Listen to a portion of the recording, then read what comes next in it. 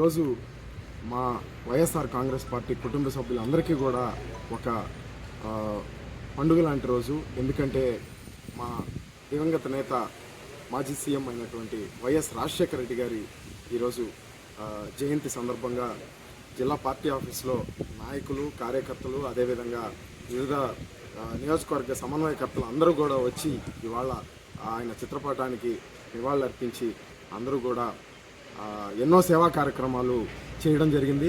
ఇందులో భాగంగా నెల్లూరు సిటీలో పర్వతిరెడ్డి చంద్రశేఖర్ రెడ్డి గారి ఆధ్వర్యంలో ఒక బ్లడ్ డొనేషన్ క్యాంప్ అనేది కూడా జరిగింది.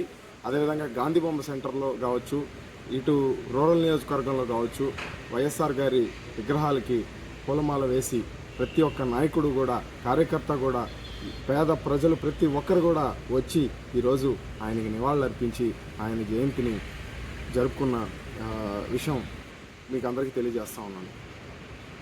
అనేకమైన పథకాలు తీసుకొచ్చి పేదలందరికీ కూడా ఈరోజు ఫ్రీ ఎడ్యుకేషన్ అయితే ఏం కావచ్చు, ఫ్రీ హెల్త్ అయితే కావచ్చు, అదేవిధంగా ప్రతి పేదవాడు తినాలని ₹2 కిలో బియ్యం సమర్థవంతంగా తీసుకెళ్ళి ఈరోజు చరిత్రలో నిలిచినటువంటి నాయకుడు ఎవరన్నా ఉన్నారంటే అది కేవలం వైఎస్ రాజశేఖర రెడ్డి గారే.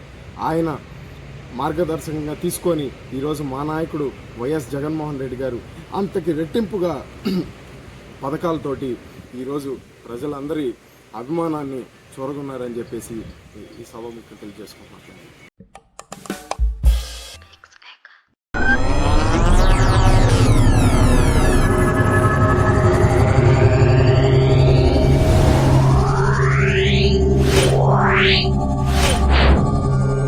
Yeah.